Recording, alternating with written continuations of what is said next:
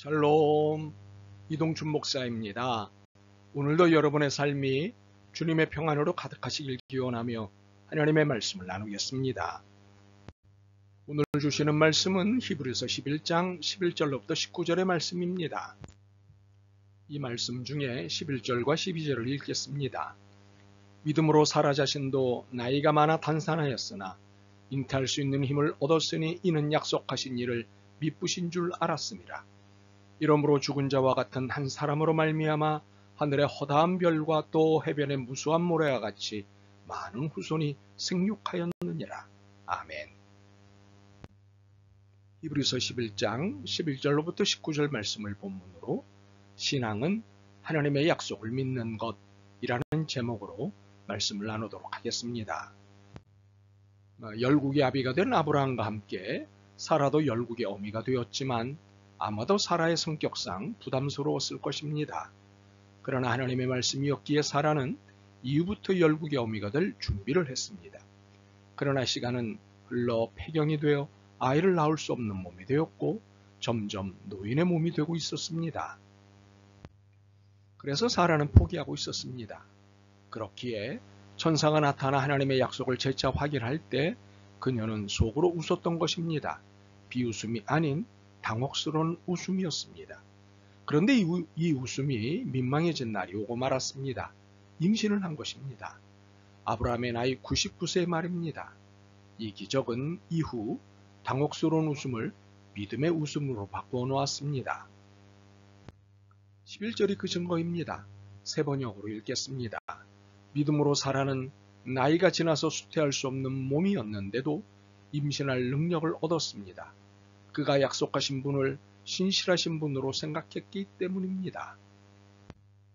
우리는 11절을 읽으면서 고개를 갸우뚱하게 만드는 내용을 만납니다. 사라가 믿음 때문에 잉태할 수 있는 힘을 얻었다는 평가입니다. 사라는 시간이 지나갈수록 하나님의 약속에 대해 당연의 태도가 아닌 당혹의 감정을 갖지 않았습니까? 심하게 말하면 임신에 대한 믿음이 거의 없어진 상태였습니다. 그런데 11절은 다른 평가를 내놓고 있습니다. 사라는 믿음의 사람이었다. 세상에. 우리는 분명 사라의 믿음 상태가 실패라고는 할 수 없어도 좋은 점수를 줄 수 없는 상태인 것으로 알고 있었습니다. 그런데 하나님은 사라에 대해 긍정적 평가를 하셨습니다. 그렇습니다. 바로 이것이 우리가 사이즈 축복론에 함몰되어 있다는 증거입니다. 눈에 보이는 것으로 우리가 갖고 있는 크기에 대한 기준, 즉 성공과 실패라는 잣대로 바라보기 때문에 하나님과 다른 평가가 나오는 것입니다.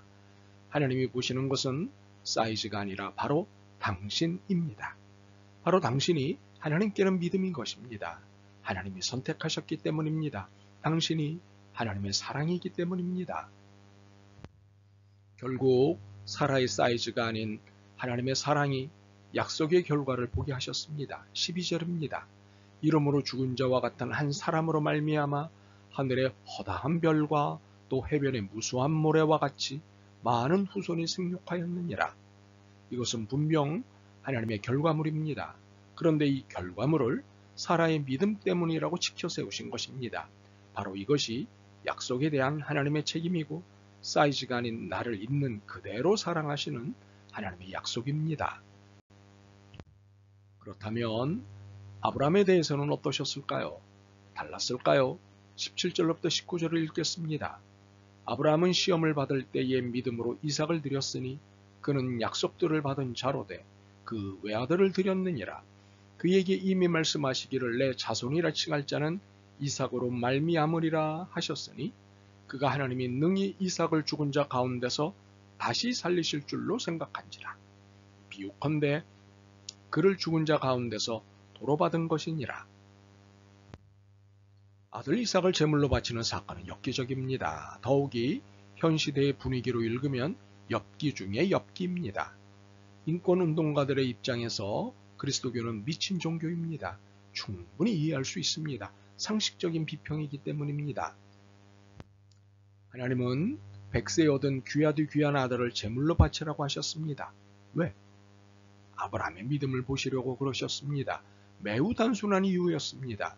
그러나 우리의 입장에서는 너무도 끔찍한 주문입니다. 동물이 아닌 사람이라니. 하나님은 종종 이해하기 어려운 주문을 하십니다. 우리가 이해할 수 있는 것을 상식이라고 하는데 이 상식을 넘는 주문을 하십니다. 바로 이 상식을 넘는 주문을 두고 믿음을 이야기하십니다. 그래서 순종과 믿음의 상관관계가 진행되는 것입니다. 순종 여부가 믿음 여부가 되는 것입니다. 그래서 아브라함의 순종을 보시고 아브라함이 믿음으로 살았다고 하신 것입니다. 그렇다면 이번 사건도 동일할까요? 네, 그렇습니다. 17절입니다. 아브라함은 시험을 받을 때에 믿음으로 이삭을 드렸으니 그는 약속들을 받은 자로 돼 그 외아들을 드렸느니라.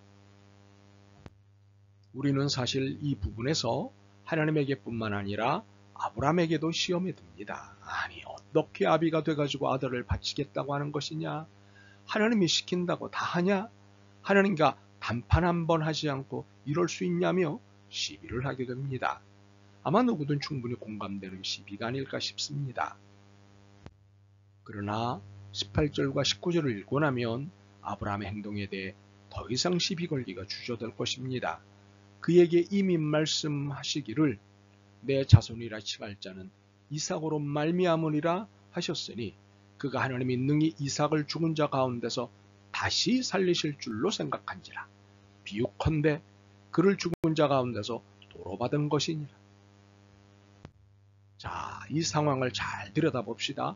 아브라함은 하나님의 명령을 받았습니다.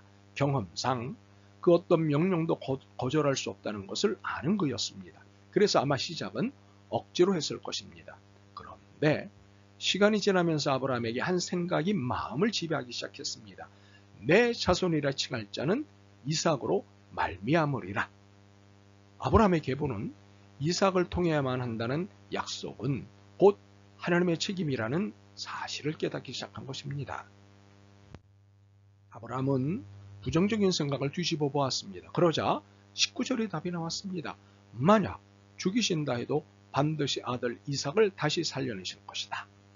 이것이 내게 약속하신 하나님이 책임지고 하실 일이다. 아브라함은 하나님의 약속만을 믿은 것이 아니라 하나님의 책임도 믿었던 것입니다. 이 엽기 중에 엽기적인 명령을 내리신 하나님이 답 없이 일을 진행하시지 않는다는 것을 또다시 깨닫는 순간이었습니다. 그래서 그는 아들 이삭을 제물로 바칠 산을 향하여 갈 수 있었던 것입니다. 이것이 믿음이었고 이를 하나님이 인정하신 것입니다. 결과는 아브라함이 믿은 그대로였습니다. 이 사건은 하나님의 책임이었습니다. 미리 양을 준비해 놓으시고는 이 사건을 읽는 모든 사람들의 믿음을 테스트하신 것입니다. 그런데 과연 아브라함과 사라의 믿음의 태도가 잉태와 재물에 국한되어 있었을까요? 아닙니다. 이 부부의 믿음은 근원적으로 하나님 나라에 뿌리 박혀 있었습니다. 13절로부터 16절입니다. 이 사람들은 다 믿음을 따라 죽었으며 약속을 받지 못하였을 때 그것들을 멀리서 보고 환영하여 또 땅에서는 외국인과 나그네임을 증언하였으니 그들이 이같이 말하는 것은 자기들이 본향 찾는 자임을 나타냄이라. 그들이 나온 바 본향을 생각하였더라면 돌아갈 기회가 있었으려니와 그들이 이제는 더 나은 본향을 사모하니 곧 하늘에 있는 것이라. 이러므로 하나님이 그들의 하나님이라 일컬음 받으심을 부끄러워하지 아니하시고 그들을 위하여 한 성을 예비하셨느니라. 아브라함과 사라는 상식으로 사는 이 땅에 집중하지 않았습니다. 그들은 믿음과 소망을 가지고 하나님 나라를 바라보며 살았습니다. 그렇기 때문에 잉태할 수 없는 나이임에도 불구하고 잉태를 믿을 수 있었습니다. 아들을 제물로 바치라는 엽기적인 명령에도 하나님의 책임을 믿을 수 있었습니다. 참으로 믿음이라는 것은 유별난 것이긴 합니다. 그렇지만 단순합니다. 하나님이 책임지시겠다는 약속을 믿는 것입니다. 그리고 그 약속으로 하나님의 나라를 바라보며 사는 것입니다. 약속하셨으니 죽이시더라도 살리시겠지라는 거룩한 배짱으로 사는 것입니다. 자, 어떻습니까? 그렇게 한번 살아보시겠습니까? 아멘, 아멘. 주님, 믿음을 갖고 있다고 하면서도 불안을 지녔습니다. 그러나 사라와 아브라함의 경우를 통해 약속을 반드시 이루시는 하나님의 책임을 깨닫습니다. 용기를 가지고 믿음의 걸음을 내디디겠습니다. 도와주옵소서. 예수 그리스도의 이름으로 기도드립니다. 아멘. 오늘도 여러분의 믿음과 삶을 응원합니다. 사랑합니다.